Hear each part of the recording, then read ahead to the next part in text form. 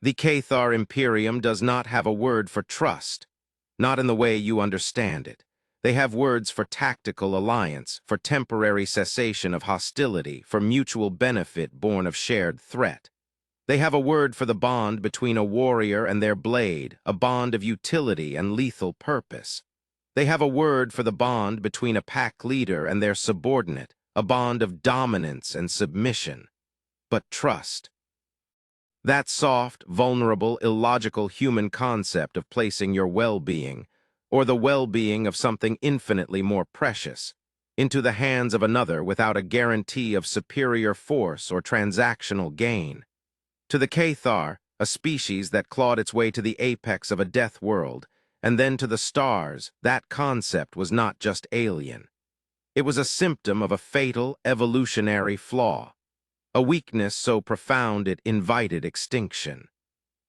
And yet, today, on the mudball of a world designated Xylos, orbiting a star with no memorable name, High-Clawed Javok of the Bloodpelt clan, a warrior whose lineage was a litany of conquest, a being whose very presence radiated the quiet lethality of a coiled predator, did the unthinkable. He stood with his massive, furred frame filling the doorway of the human medical bay, his claws deliberately sheathed, and watched a soft, fragile human tend to his only son. And in his eyes, for the first time in the recorded history of his species, there was not the glint of a tactician evaluating an asset, but the quiet, terrifying, and utterly complete stillness of trust. The galaxy has a way of holding its breath before a paradigm shift. This was one of those moments, and this is the story of why. This is the day we learned why even the most formidable predators in the known universe will, in the final calculus, trust a human with their cubs.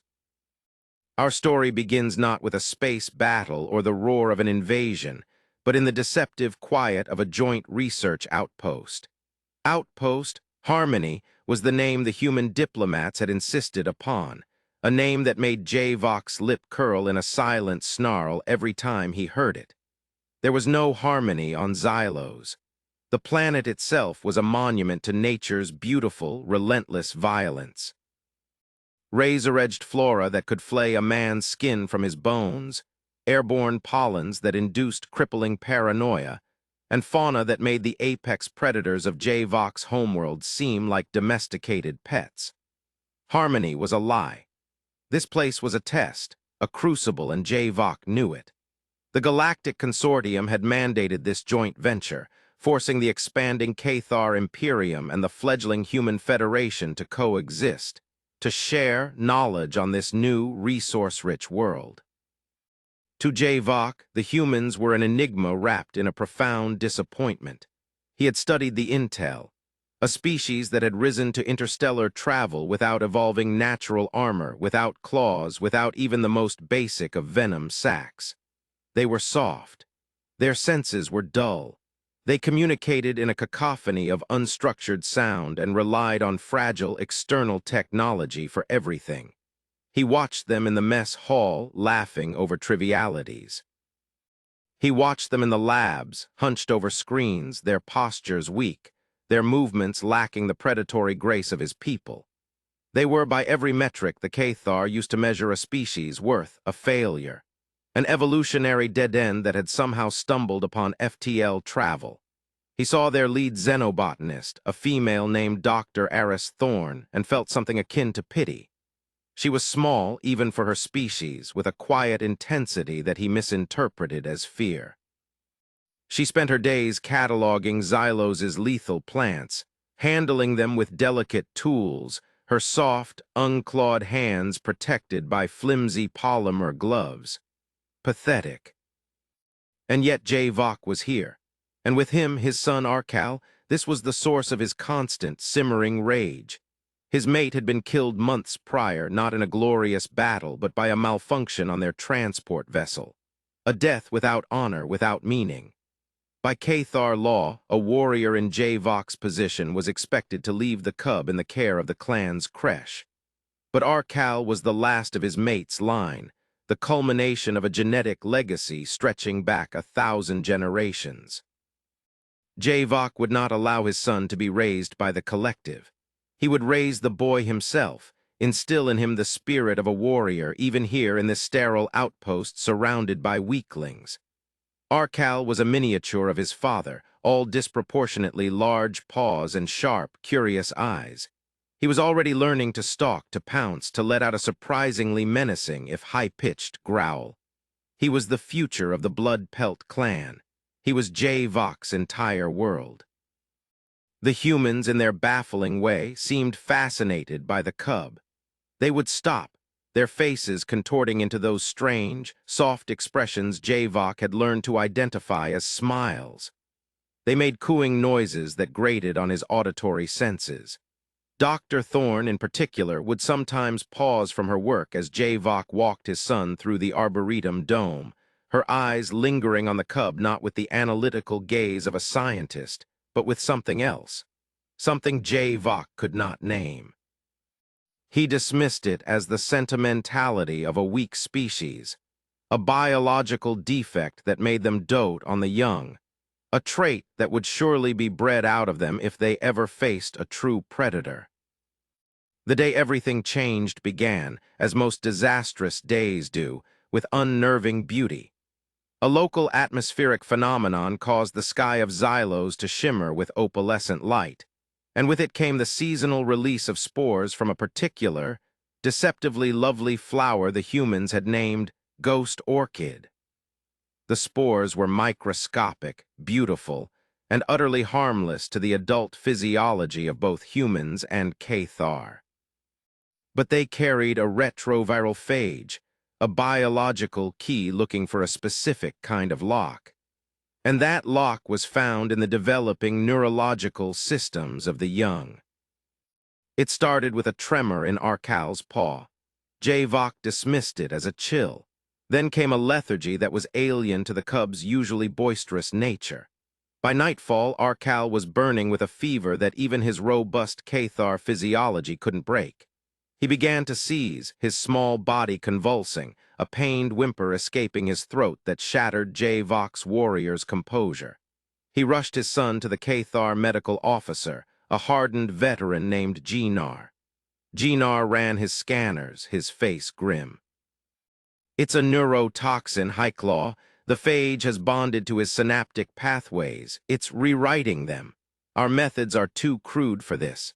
To purge the toxin would be to destroy the host's neural architecture. We can flush the systems of a warrior who has been poisoned, but a cub his body cannot withstand the shock. I am sorry, Highclaw. There is nothing I can do." Nothing, the word echoed in the sterile Cathar medical bay.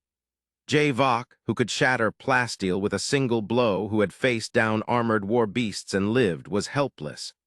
His strength, his power, his entire understanding of the universe, which was based on the application of overwhelming force to solve any problem, was useless.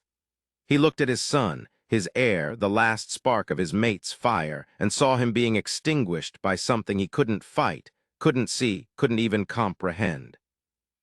Desperation is a cold and terrifying thing. It strips away pride. It burns away prejudice. For the first time in his life, Javok knew fear not for himself, but for another, and it was 1,000 times worse. It was then that the door to the med bay slid open. Dr. Aris Thorne stood there, her face pale but her eyes steady. Behind her stood the human chief medical officer, a man named Ben Carter. They had heard. In the confined space of the outpost, secrets were impossible. Javok let out a low growl, a primal warning that vibrated through the deck plates. "This is Cathar business, human. Leave." Carter, the doctor, held up his hands in a gesture of placation. "Highclaw, we've been analyzing the spore data. We think we might have a way to synthesize an inhibitor. It's complex, but our nanite technology is designed for precision. We don't have to flush the system. We can go in and pick the lock." Javok stared at him, his mind a vortex of rage and despair. Human technology, weak technology from a weak species. To let them inject their flimsy, microscopic machines into the bloodline of the Cathar, It was an insult, a violation. "Your pathetic machines will fail," he snarled. It was Thorn who spoke next, her voice quiet but carrying an impossible weight. She wasn't looking at Javok. She was looking at the small, trembling form of Arkal on the biobed. "He doesn't have much time," she said, her tone devoid of the arrogance of a scientist or the pleading of a diplomat. It was a simple, brutal statement of fact. "Your way is strength. Your medicine is a hammer, but this isn't a wall to be broken. It's a mechanism. It requires a key, not a battering ram. Let us try, please." The word please hung in the air. It was not a word of submission. In her mouth, it was a word of profound, shared urgency. Javok looked from the resolute face of this small, soft female to the fading life in his son. His entire culture, his instincts, his very DNA screamed at him to refuse, to maintain the purity of his blood, to die with honor rather than accept help from the unworthy. But the whimper from Arkal's lips was a sound that broke through millennia of genetic programming. It was the sound of a child in pain, and it was a sound that Javok could not bear. He stepped aside from the biobed, his movement stiff, reluctant. It felt like a surrender. It felt like the greatest failure of his life. "Do what you can," he bit out, the words tasting like ash.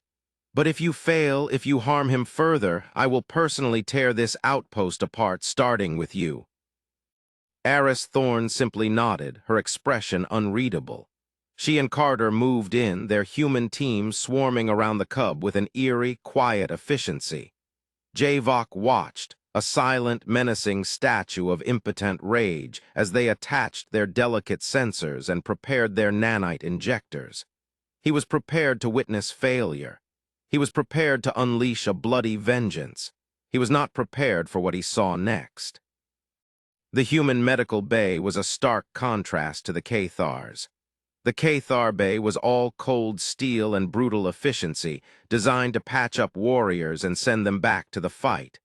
The human bay was different. The lights were softer. The machines hummed with a lower, less aggressive frequency. And the people, their entire demeanor was something Javok had never witnessed in a medical context. He watched Dr. Thorne as she calibrated the nanite swarm. Her hands, which he had once dismissed as weak and useless, moved with a surgeon's precision. But it was her face that held his attention. He expected the cold, detached focus of a technician. He saw that, yes, but there was something else. A profound concentration, yes, but laced with a pained empathy, as if she could feel the cub's suffering in her own nerves. She would murmur to the unconscious Arkal, soft, meaningless sounds. "It's okay, little one. We're going to get this stuff out of you. Just hang on. You're a strong fellow, aren't you?" "Yes, you are." Javok's brow furrowed. What was this? Such talk was illogical. The cub could not understand her. It served no tactical purpose. It was wasted energy. And yet she continued. The entire human team did. They worked not with the grim determination of soldiers on a mission, but with a fierce, protective tenderness. They were a pack, he realized, but their pack behavior was utterly alien. A Cathar pack works to strengthen the pack. They cull the weak. They focus resources on the strong. The humans. They were focusing all their resources, all their most advanced technology, on the weakest, most vulnerable member of a different, competing pack. It defied all evolutionary logic. Hours bled into one another. A problem arose. The retrovirus was adapting, cloaking itself from the nanites. Carter swore, running a hand through his hair.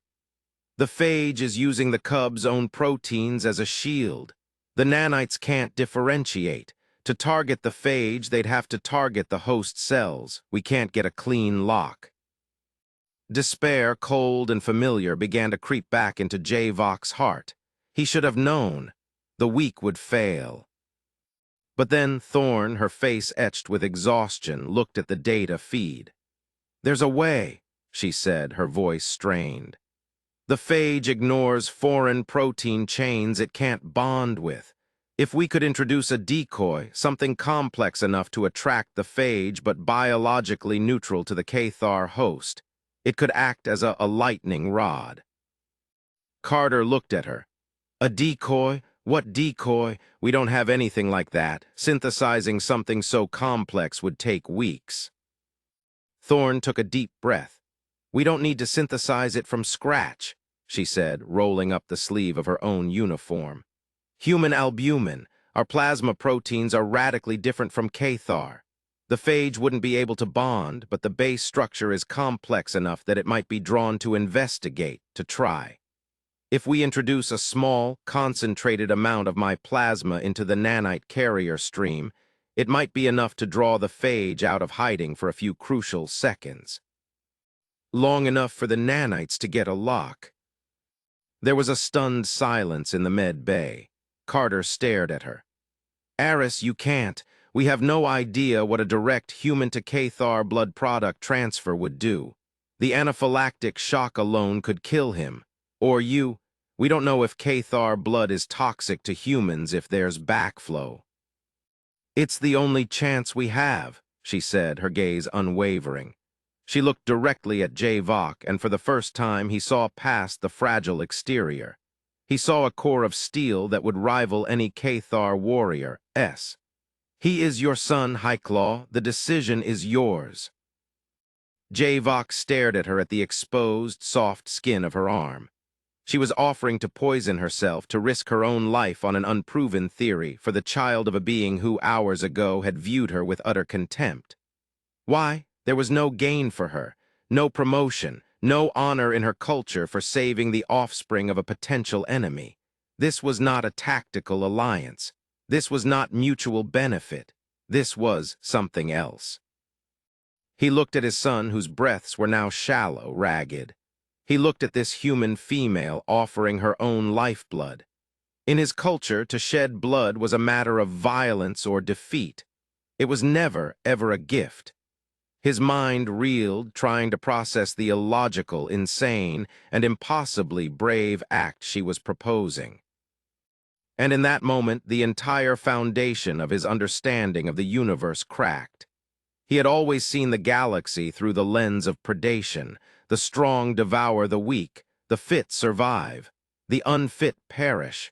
The Cathar were strong, humans were weak. This was the fundamental truth. But what if strength wasn't just about claws and fangs? What if the humans' greatest weakness was also their most incomprehensible weapon? This instinct. This irrational, self-sacrificial drive to protect the young, not just their own young, any young. He remembered her looking at Arcal in the Arboretum. It wasn't scientific curiosity. It was a guardian's gaze. He remembered the soft, cooing sounds they all made. It wasn't sentimentality. It was a primal, deeply ingrained signal. You are small, you are vulnerable, you are safe with me. His species had evolved to be the perfect predators. But humans, they had evolved to be something stranger, something perhaps far more powerful. They had evolved to be the perfect guardians. Their weakness, their empathy, their illogical altruism. It was an evolutionary strategy he could not fathom. A species that would willingly bleed for the child of another species is a species that operates on a level of social cohesion that was almost godlike. You could not terrorize a people like that. You could not break them by threatening them. Because they would absorb the threat, they would take the pain upon themselves to shield the innocent. This was their hidden power, the spark within. It wasn't in their technology or their diplomacy. It was in their DNA. An echo of 1,000,000 years spent on their own death world, huddled together around a fire, protecting the infants of the tribe from the saber-tooths in the dark. Only their definition of tribe had inexplicably, impossibly expanded to encompass the entire galaxy. Javok looked at Dr. Aris Thorne. He did not see a weak female human anymore. He saw a warrior of a kind he had never imagined. Her battlefield was not one of conquest, but of preservation. Her armor was not steel, but compassion. Her weapon was not a blade, but her own lifeblood offered freely. He gave a slow, deliberate nod. Proceed. The procedure was tense. Thorne didn't flinch as the auto-syringe drew her blood, processing it, isolating the plasma, and injecting the glowing fluid into the nanite carrier. They pushed it into Arcal's IV line. On the main screen, they saw the effect almost immediately. The swirling, shadowy clusters of the phage, which had been camouflaged against the cub's neural tissues, suddenly swarmed towards the new alien proteins, like sharks drawn to a single drop of blood in the ocean. For a few critical seconds, they were exposed, vulnerable. Now, Carter yelled, and the human technician slammed a button. The nanites, now with a clear target, activated. The screen bloomed with millions of tiny points of light as the microscopic machines swarmed the phage, disassembling it molecule by molecule. For a long minute, nothing happened. Then Arcal's seizures stopped. His breathing, though still shallow, evened out. The angry red flush on his skin began to recede. The fever was breaking.